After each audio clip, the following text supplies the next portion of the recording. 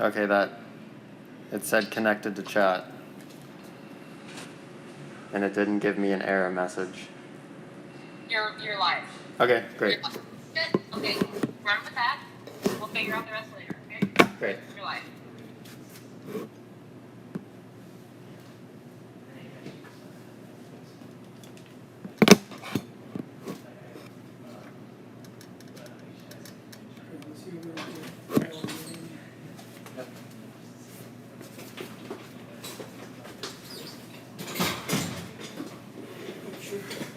Better? Yeah, I think so. And maybe.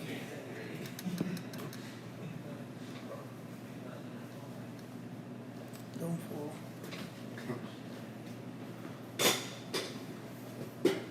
Hi everybody, so we are Prehab, and today we are going to cover or do a Q&A on neck pain, common causes, strategies to recover, how to prevent it, and much more. So we have our own list of questions, but then if anybody would like to kind of ask a question, then we can go ahead and answer that as well. So first and foremost, what are some common causes? So especially in today's society, poor posture, leading to tight muscles, that can be a big problem since a lot of us are spending a ton of time at a computer or on a cell phone, just positions that we as humans were not meant to be in for hours in a day. And on top of that, sleeping position can cause a lot of problems. Anybody who's woken up going like, oh, I really have a kink in my neck, that's a pretty common thing, and there's stuff you can do about it. Any repetitive movement. So one population we work with, performers, dancers, they actually do movements with their neck, and you'll find that in your daily life you may do that too. Any sort of neck muscle weakness, which we may have without even knowing it, is also a possible cause. And then going down more of the kind of the injury or pre-existing issues, any arthritis that you already have, any excessive curve or lack of curve in your neck, and that could be genetic, that could also be from your habits. And then any problem with your mid-back or with kind of your shoulder musculature can also be a problem. So we're going to first start off with what are some recommendations for sleeping position to kind of help with that. And Alex has a pretty good take on this. And what may be contrast to what popular opinion is, your pillow.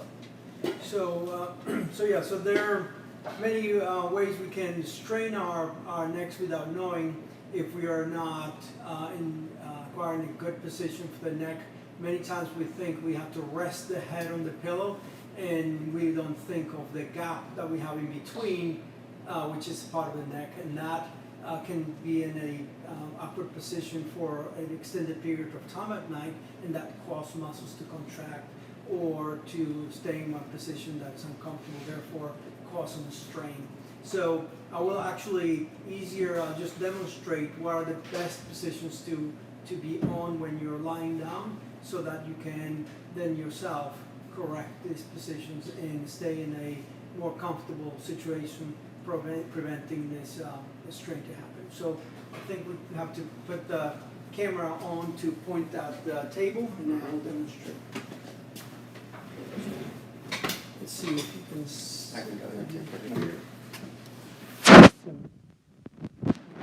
So we're going to pull it down to that. There you go. So first of all, you want a pillow. It doesn't have to be a very specific pillow, or those commercially available that have different types of contours.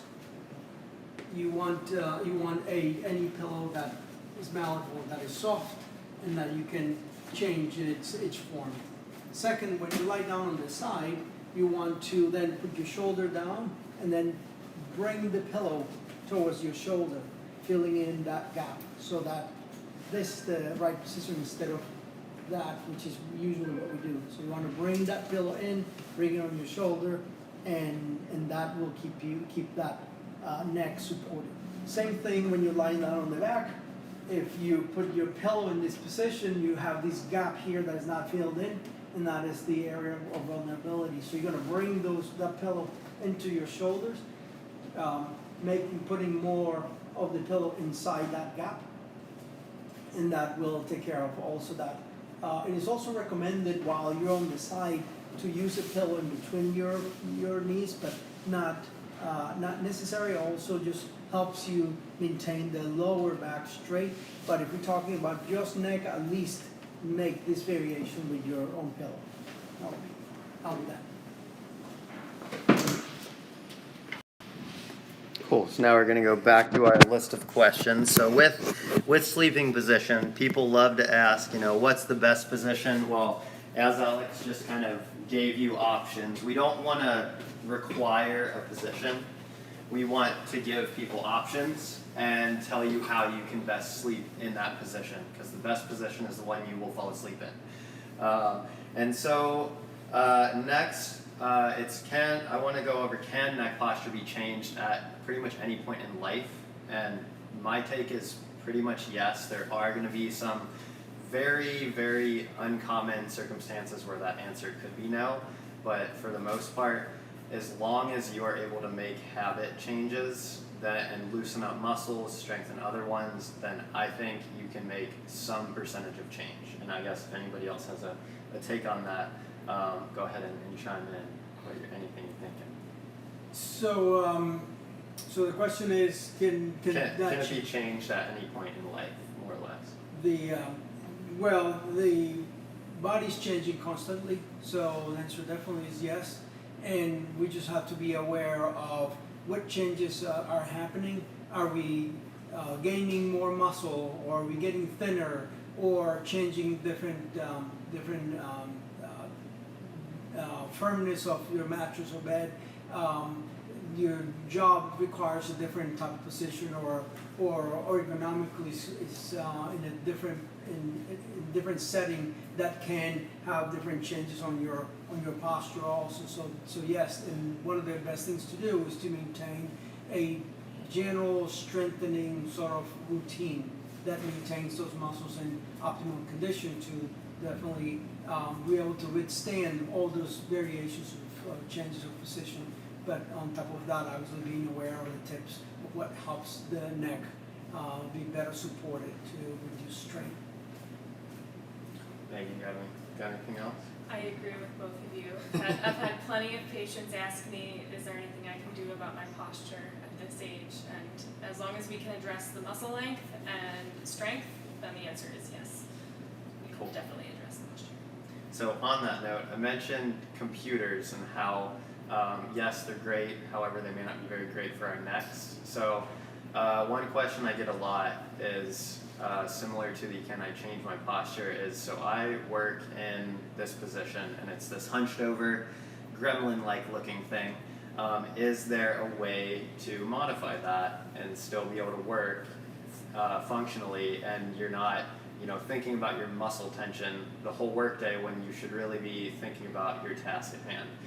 So there's plenty of things, and we're going to go ahead and do another demo so that we can set that up. So one of the first things is set up an ergonomic area that you can work in. So that could be a standing desk. If you're one of those lucky people who has an adjustable desk, standing or sitting, that would be amazing. That's not all of us. So something you want to be able to do, especially if you're working at home, is adjust your laptop height. So you don't want to have to look down at it, whether that's with your eyes or your head. You want it to be straight out of your eyesight. So I'm going to give you a little demonstration. So Megan, if you could grab just like some pads and things. And I'm going to use this computer here. So we have a table down here, and if I put the computer here, you can still see my face. So I definitely have to look down, and that's not super helpful for my neck. So what I'm going to do is see if I can put it on some sort of padding. So if I try this, we're close. That's probably the good alignment for my hands.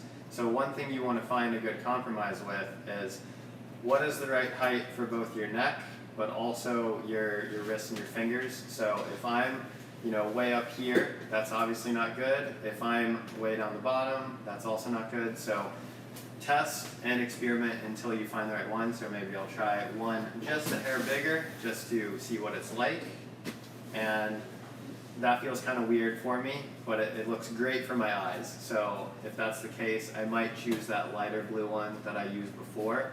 But no, like Alex said, everything is changing with your posture at all times, so don't feel like once I pick this setup, that's what I'm doing for the next 40 years of life. You could change it in a day if you find out that it's not right for you. Anybody else got suggestions on that one? Yeah, so you also again want to think of prevention, and we get used to certain positions, and mostly because we work in this manner where we're using our hands in front of us and so forth, we tend to have these muscles to be stronger because they're used the most, and therefore the muscles in the back we may neglect to strengthen out. Therefore, the muscles that are stronger tend to pull more and sort of win. So then your shoulders tend to be rounded and your back to be rounded. So in terms of prevention, you want to then loosen up these muscles which tend to be stronger, and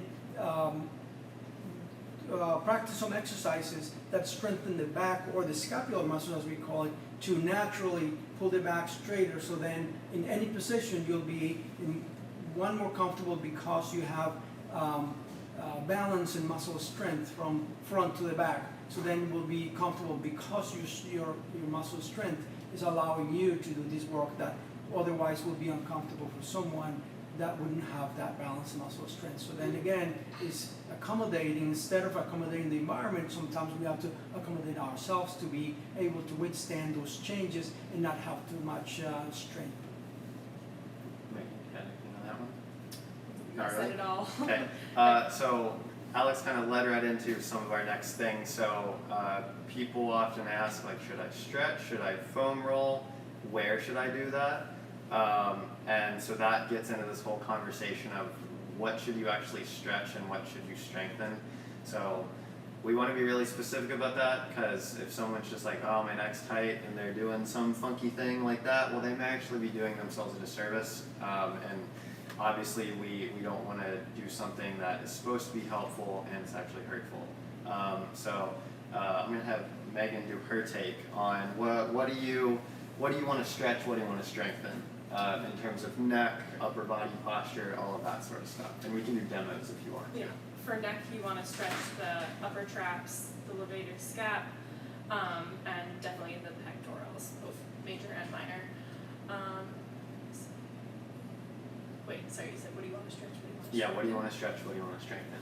Yeah. So those are the three main muscle groups you want to stretch, and then to strengthen, you want to strengthen the rhomboids, and you want to strengthen the upper traps and levator scap. You want to make sure that muscle is strong as well as stretched out. Right, so mostly the muscles in the back, which all have interesting names, but mainly are muscles that are in the upper part of the back and neck, more posteriorly than anteriorly, because as we said before, these muscles tend to be stronger, so then you want to keep good flexibility in all of them. But then pecs are usually stronger and we don't stretch them as much, so that also can give more room for the muscles in the back to also acquire that posture. Cool. So I wanted to go over just one simple technique, the chin tuck, which all of us know and love and have probably taught way too many times because we all need it. So again, going on that, what should we stretch, what should we strengthen? So if the muscles in the back are weak, we should strengthen them. If the muscles in the front are always tight, we should stretch them. This is where it gets tricky because technically with a chin tuck, if Alex wants to turn and demo since you're in the middle.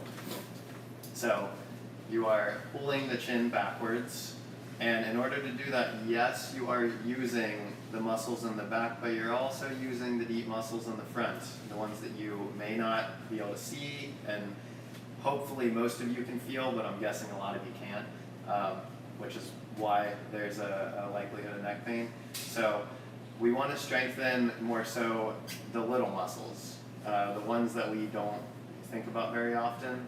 So that's kind of what your body's doing whenever it gets stacked right over top of each other. And so don't think of it as like going to the gym and doing like chest and back. It's more let's get proper posture, and that's going to strengthen what needs to be strengthened. Any additions on that? Sounds great. So Alex brought up the idea that migraines can be one thing that neck pain and all this postural talk can kind of lead to if we let it get out of hand. So I'm going to let him kind of do his piece on that and what he thinks about it. So there are many reasons why people get headaches, and one of them is tightness of the muscles that surround the neck. And so one of the reasons people get migraines is because of lack of oxygenation to the brain. And when we have tight muscles in these areas, we know this is a very already narrow situation. If we have muscles that are tightening even more, guess what? It's going to actually decrease that potential for more blood flow into the brain. So it's always a good habit to have muscles in the area of the neck, or muscles that get usually tight with stress or so, to be more flexible. So again, those same stretches that we're talking about are going to be very helpful. And also decreasing stress by meditation, for example, is very helpful to decrease the tension on these muscles that we sort of usually get more stressed. That they get more stressed because of the way you're feeling or so. Sometimes when we clench our teeth, for example, and that also is very common when people are stressed out. So you want to be aware of what you're tightening in this area to be able to loosen it up, to decrease that tension that I was talking about, which can be compressive to the blood flow to the brain. Cool. So going off of that, one question a lot of people ask is, when should I see a medical provider? And so there's a lot of ways you could take that. There's like, do you wait until you're severely injured, or do you do it immediately? But people ask, what is the reasoning for both? So we may all have different answers.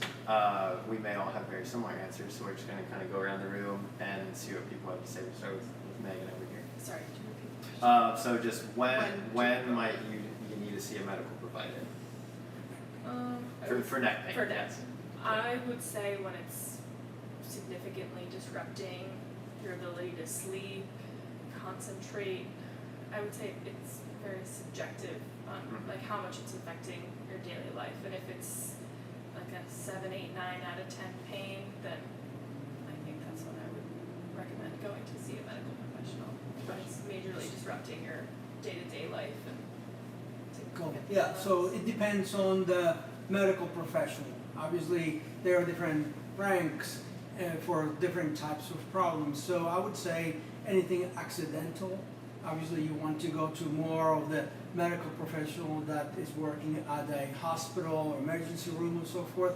The medical professionals that treat more of a condition that doesn't require any invasive medical intervention, like physical therapy or leg training or massage. They are all medical professionals, but work at different levels. So again, anything accidental, blood related, can move by neck, comes with any kind of distress, blood pressure issues, and disruption of that's caused by pain that tends to not be reduced by your general guidelines of common sense, then obviously a call to your general practitioner or general doctor will be the first call, I would say.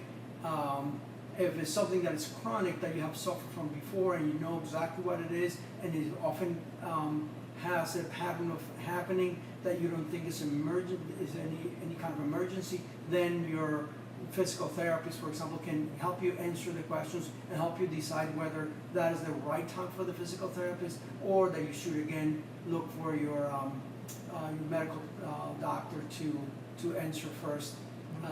Then from there on, if it's a chronic neck pain that you always had, and after you exercise it becomes tight, then most likely it doesn't require any kind of emergency service. Then your massage therapist, your physical therapist, or athletic trainer can help you resolve in the meantime. So that's sort of in the way I would see it.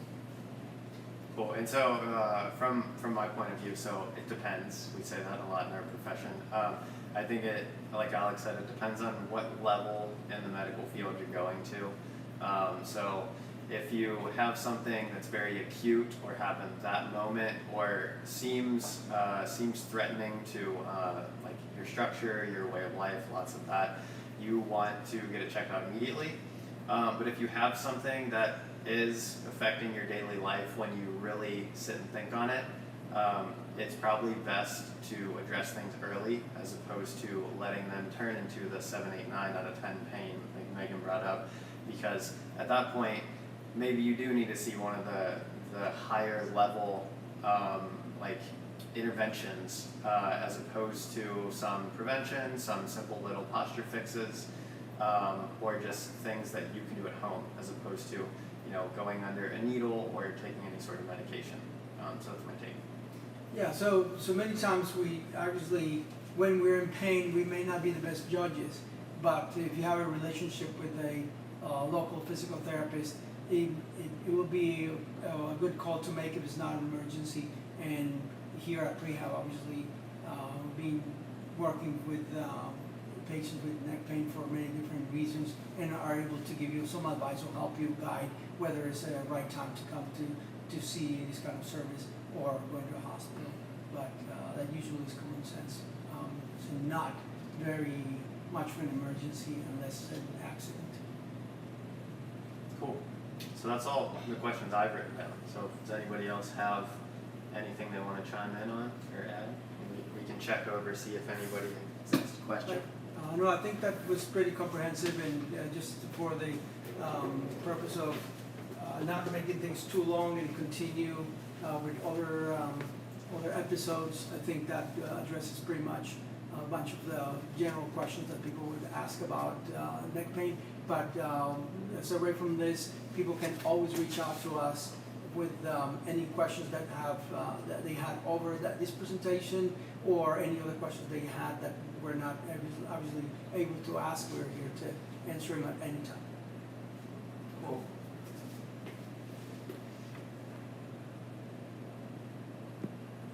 So I wonder if that can be edited in any way, or just to start where the start is, since it's a recording.